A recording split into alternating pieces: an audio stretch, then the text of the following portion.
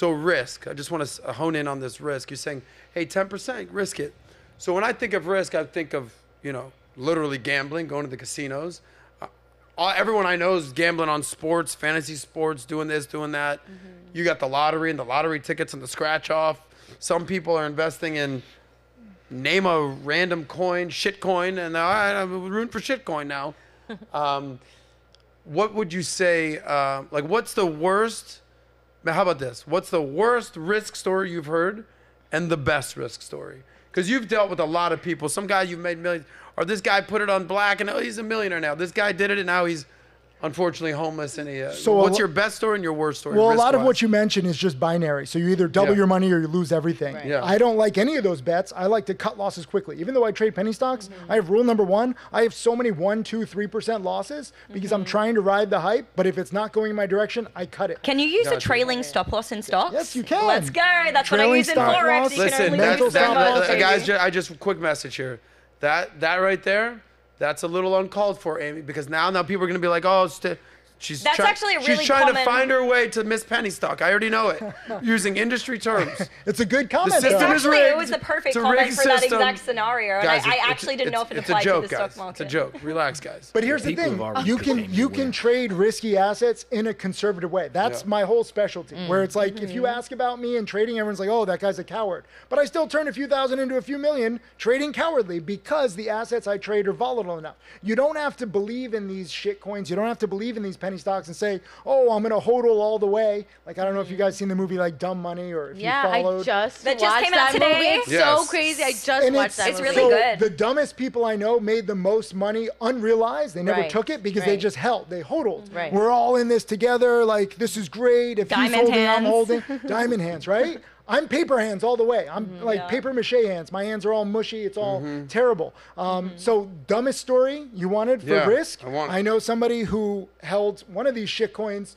They put in like $5,000. It got all the way up to $12 million. Oh my God. And I'm begging him, sell, just some. And I told him to sell at like, to be fair, I told him too early. Like when it was 500,000, I was like, sell. When it was $1 million, I was like, sell. When it was 5 million, I was like, just sell 1 million of the 5 million. Yeah. But it kept going. And so it actually, the higher it went, made my arguments weaker and weaker. Because he's like, you told me to sell here and here and here. Right. But the problem is he never knew when to get out. Okay. Yeah. So at the peak, it was 12.2 million. Guess what it's worth now? He never sold. Let me guess. Nothing. It's probably worth like a couple $100. He's still up. A couple $1,000. He's still up. No, it's 42,000. Okay. Okay. But based on 12 million, that's a couple the bucks. mental problems from seeing all of this, like he's picturing houses, boats. He's like, if I just give it another, he wanted to get it to 20 million. So he's like, at 20 million, I'll sell. I never got. How much money did this person have in their life before this came in?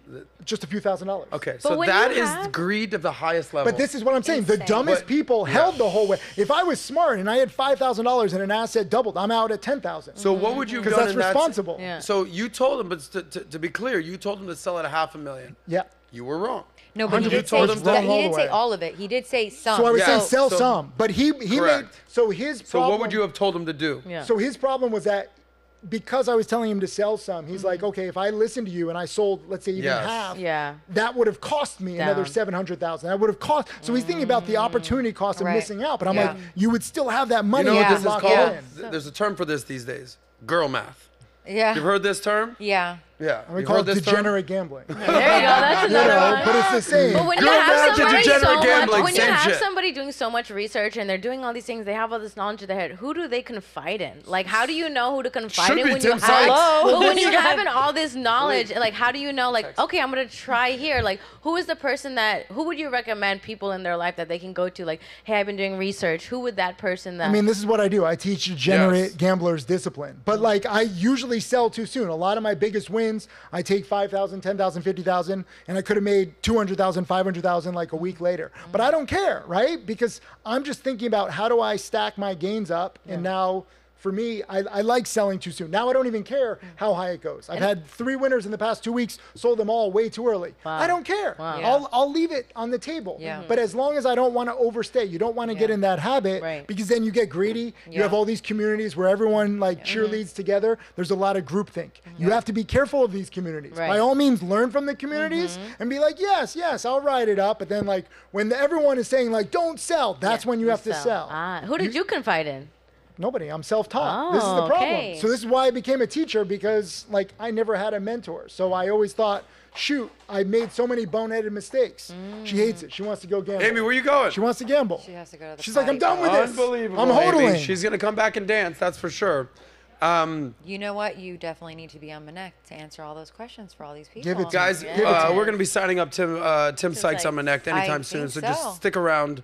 And while you're on there, make sure you do a consultation with the Adam guys, Sosnick. help me out here on $10. For $10, I'm going to lower the Yes. price. Let For me his actually go birthday. do that right now. I Yeah. should probably do that. Let's do that right now. Okay. We'll do that live. Now, ask Tim one more question so I can do this real quick. Let's see. It's so interesting to kind of hear, like, you know, in the time when you were learning, what was the resources you were using to even learn some of these things? So, I mean, it's been over 20 years that I've been doing this, and they've evolved. I didn't go over my best risk-reward story, so I'll let's bring hear that that. up. So, for me, I'm always looking at different websites. Now there's a lot more websites these days. There's a lot more tools. But I'm always looking at news. I want news catalysts in any investment, any trade, because especially when there's upcoming news, like with the Dogecoin, where Elon Musk is going to be on Saturday Night Live, or when, you know, Bitcoin, the ETF is going to get approved. Yeah. When there's something a week, 2 weeks out in the future that gets everyone all talking about it, and everyone can't wait for that day. And I'm usually out like a day, 2 days before that happens, sometimes a week before that happens. I don't want to be there when the news hits.